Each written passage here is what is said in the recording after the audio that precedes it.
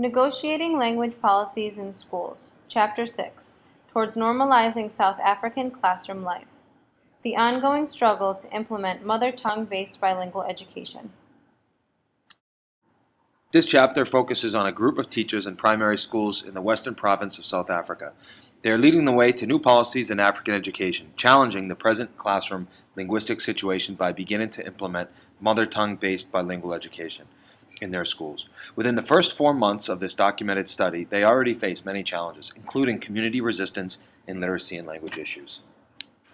The 3 teachers were part of a 5-year multilingual education project, the 3 R's Project, from 2007 to 2011, involving the South African National Department of Education. The overall goal of this project was to provide good quality basic education to all children in South Africa by providing literacy and mathematics education. PRAESA, who have worked on language planning and policy implementation issues in education in South Africa, provided 2 mentors to the teachers under the guidance of an Early Literacy Unit coordinator. The Early Literacy Unit, from 2008 to 2011, focused on transforming how early learners read and write in South Africa. They provided teacher training and resource materials for multilingual settings for both teachers and students throughout this program. In the Cape Town region where this research project is focused, Afrikaans, Xhosa, and English are the 3 major languages. In 1994, the apartheid system fell, and official status was given to Xhosa, the mother tongue of the teachers in this study, and 8 other South African languages. Having put them on equal footing to English and Afrikaans, at least on paper, was a major democratic policy movement, since native South African languages were facing static maintenance syndrome, which is when a language is spoken within the communities but neglected by the political and economic establishments. As a result, its growth and development as a written language is usually stunted. Present-day South African schools teach in a multilingual society. The schools are typically segregated schools, legislated for the African language-speaking and quote-unquote colored children under the apartheid system. This change in the language policy in 1994 directly influenced education, resulting in an additive bilingualism approach and encouraging the mother tongue of students as a subject or co-teaching medium. This, however, was not an official language policy. Some encountered problems were necessary materials were not available or had not been created in many African languages. Also, subtracted bilingual education, where instruction in the mother tongue only occurred for at most 3 years. Then there was an abrupt switch to English, regardless of the student's level of understanding. So only native English-speaking children had the opportunity for education in their home language throughout their schooling. This left many students at a disadvantage. PRAESA gets involved, offering teacher training, ongoing research, and multilingual materials, and eventually beginning its language transformation plan in 2007. This plan supports both the use of mother tongue as a language of learning and teaching until the end of grade 6, and, where practical, the development of communicative competence in all 3 languages of the Western Cape. This plan was piloted in 16 schools.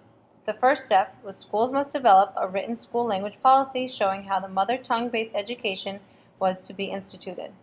Second, training was provided through the Western Cape Education Department, focusing on how to implement the language policy. And third, trained mentors conducted school visits, classroom observations, demonstration lessons, and further workshops for teachers. Within the 16 pilot schools, a case study involving 3 primary school teachers was conducted to track any successes and to record and address any difficulties teachers were facing as they introduced Xhosa as their instructional language. Our first school, Sibulele Primary School, is situated in the poor working-class township of Khayelitsha on the outskirts of Cape Town. Residents are Xhosa speakers who do not know English or Afrikaans, which are both the unofficial languages of business in Cape Town. Because many of these people have migrated here for work, learning English is especially important if one is to succeed. Sibulele has roughly 800 students and consists of classes all the way up to grade 9. Before reform was attempted, it followed the language policy of Xhosa instruction through grade 3 with an immediate switch to English for all reading and writing tasks for the remainder of their education. Our next school is Lotus Avenue Primary School. It is located in Leiden and Delft. A culturally diverse community with both Xhosa and Afrikaans speakers living side by side. The language policy at the school has changed from being English only, to one in which Xhosa, Afrikaans, and English are all taught at the same time. 3 primary teachers were the focus of the study: Nelly, Lumka, and Sibongli. Nelly has prior teaching experience in grades 4 through 7 and is teaching first grade for the first time. She's had no in-service education opportunity but does hold a certificate in education. She speaks Xhosa at home to her grandchildren and enjoys reading magazines in English as well as children's literature to her grandchildren and her class. Lumka currently teaches 4th grade science and mathematics. She feels positive about teaching in Xhosa and already uses terms to teach concepts like solids, liquids, and gases. She holds a diploma in education and is a qualified senior primary teacher. She enjoys watching television and reading local newspapers as well as reading in English. Sibongli is a qualified junior teacher and currently teaches grade 1. She speaks Xhosa at home with her husband and 2 sons. She loves reading magazines, but only baby magazines, since that is her interest. She also enjoys writing poems and songs for her classroom. As many of us know, change is not easy, and there are 5 challenges in particular that arose with the implementation of these programs. First, there was little to no foresight to reading and writing at home. Most students came from an oral language environment, so first encounters with text tended to be at school. Second, assessment indicated that as of 2006, many children were not reading or writing at grade level by the end of grade 3. Next, many language policy and curriculum changes were not thought through or implemented uniformly. Fourth was the influence of the Back to Basics initiatives in synthetic phonics in English due to the pressures of No Child Left Behind in reading first. Then, and lastly, there were poverty-associated factors such as poorly resourced classrooms or HIV and AIDS in the community and poor living conditions within neighborhoods that both emotionally and financially drained families. What we can conclude is that a lot of advocacy would be needed to allay the fears and bring hope and support to the teachers involved in this policy. Advocacy workshops were set up to provide information to teachers to help alleviate their fears about mother tongue instruction. The teachers' first concern was that the mother tongue-based education focused only on Xhosa instruction. In their opinion, this was not a bilingual education system.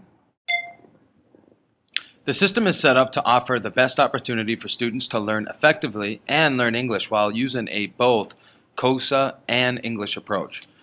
English has to be taught explicitly. It is not that the students are not going to get their instruction. It is that they will learn through their mother tongue so their academic skills can then transfer through languages.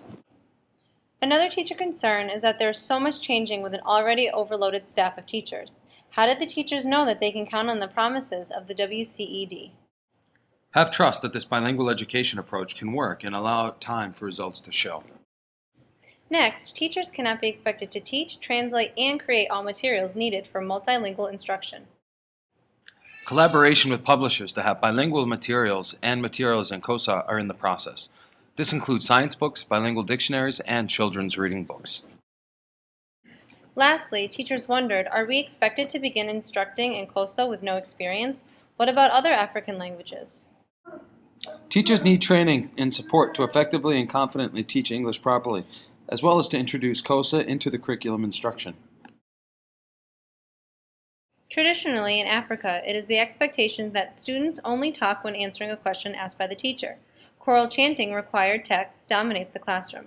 Teachers are discovering new exciting insights to their classroom after making the language policy changes.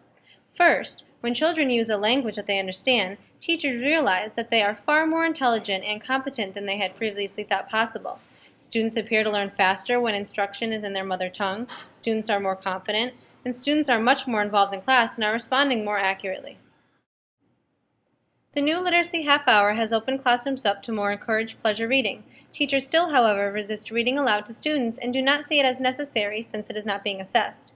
Also, creating more print-rich classrooms has encouraged more creative writing and pleasure reading, which is uncommon amongst most African classrooms. Teachers also feel more confident in their teaching when instructing in Xhosa, which is their mother tongue, rather than English. And lastly, students often use code mixing, something that will take time to fade once all teaching practices are mastered in Xhosa.